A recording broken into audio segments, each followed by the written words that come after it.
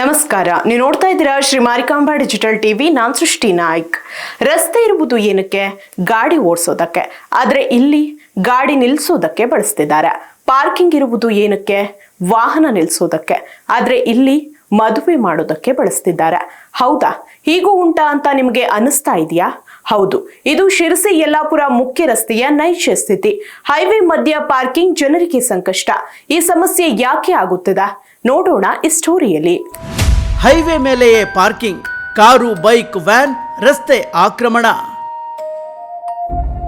ಇದು ಶಿರಸಿ ಯಲ್ಲಾಪುರ ಮುಖ್ಯ ರಸ್ತೆ, ಜೊತೆಗೆ ಹಾವೇರಿ ಹಾಗೂ ಹುಬ್ಬಳ್ಳಿಗೆ ಸಂಪರ್ಕಿಸುವ ಹೈವೇಯೂ ಹೌದು. ನಿತ್ಯ ಸಾವಿರಾರು ವಾಹನಗಳು ಸಂಚರಿಸುವ ಮೇನ್ ರೋಡ್. ಆದ್ರೆ ಇಲ್ಲಿ ರಸ್ತೆ ನೋಡಿದ್ರೆ ಇದು ಹೈವೇನಾ ಇಲ್ಲ ಪಾರ್ಕಿಂಗ್ ಲಾಟಾ ಅನ್ನೋ ಪ್ರಶ್ನೆ ಮೂಡೋದು ಸಹಜ. ರಸ್ತೆ ಪಕ್ಕವಲ್ಲ, ರಸ್ತೆಯ ಮೇಲೆ ವಾಹನಗಳು ಸಾಲುಗಟ್ಟಿ ನಿಂತಿವೆ. ಕಾರು, ಬೈಕ್, ವ್ಯಾನ್ ಎಲ್ಲವೂ ಹೈವೇನ ಆಕ್ರಮಿಸಿಕೊಂಡಿವೆ. ಇದಕ್ಕೆ ಕಾರಣ ಏನ್ ಗೊತ್ತಾ? ರಸ್ತೆ ಪಕ್ಕದಲ್ಲಿರುವ ತೋಟಗಾರ್ ಕಲ್ಯಾಣ ಮಂಟಪ. ಪಾರ್ಕಿಂಗ್ ಇದ್ರೂ ಬಳಸೋದು ಕಾರ್ಯಕ್ರಮಕ್ಕೆ. ಹೌದು, ಇಲ್ಲಿ ಮದುವೆ, ಮುಂಜಿ, ರಿಸೆಪ್ಷನ್ ಹೀಗೆ ಕಾರ್ಯಕ್ರಮಗಳು ಬಂದ್ರೆ ಸಾಕು, ಹೈವೇ ಮೇಲೆಯೇ ಪಾರ್ಕಿಂಗ್ ಶುರು.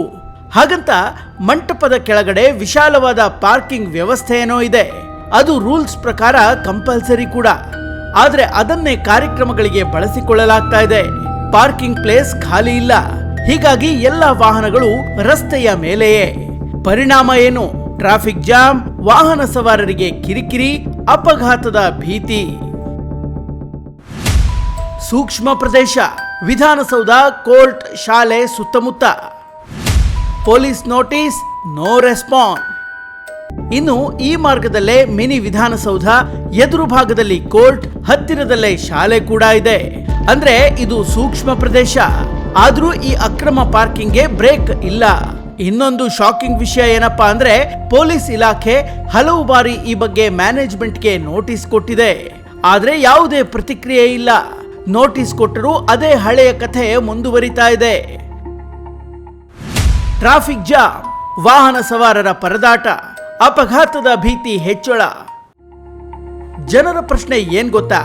ರಸ್ತೆ ಇದೆಯಾ, ಪಾರ್ಕಿಂಗ್ ಇದೆಯಾ, ಅಥವಾ ಯಾರದೋ ಖಾಸಗಿ ಜಾಗನ ಅನ್ನೋದು. ಇದು ಕೇವಲ ಟ್ರಾಫಿಕ್ ಸಮಸ್ಯೆಗೊಂದೇ ಕಾರಣ ಅಲ್ಲ, ಜನರ ಸುರಕ್ಷತೆಗೆ ದೊಡ್ಡ ಅಪಾಯ. ಎಮರ್ಜೆನ್ಸಿ ವಾಹನಗಳು ಬಂದ್ರೆ ಆಂಬ್ಯುಲೆನ್ಸ್ ಹೋಗೋದಾದ್ರೂ ಹೇಗೆ? ಇದು ಯಾರು ನೋಡ್ಕೊಳ್ಬೇಕು? ಪೊಲೀಸರ, ಅಧಿಕಾರಿಗಳ ಅಥವಾ ಮಂಟಪದ ಆಡಳಿತ ಮಂಡಳಿಯ? ಈಗ ಜನರ ಆಗ್ರಹ ಒಂದೇ, ಕಠಿಣ ಕ್ರಮ ಬೇಕು, ನಿಯಮ ಉಲ್ಲಂಘನೆಗೆ ದಂಡ ಹಾಕಬೇಕು, ಹಾಗೂ ಪಾರ್ಕಿಂಗ್ ವ್ಯವಸ್ಥೆ ಕಡ್ಡಾಯವಾಗಿ ಜಾರಿಗೆ ಬರಬೇಕು ಅನ್ನೋದು. ಹೈವೇ ಮೇಲೆ ಪಾರ್ಕಿಂಗ್ ಅಪಾಯಕ್ಕೆ ದಾರಿ.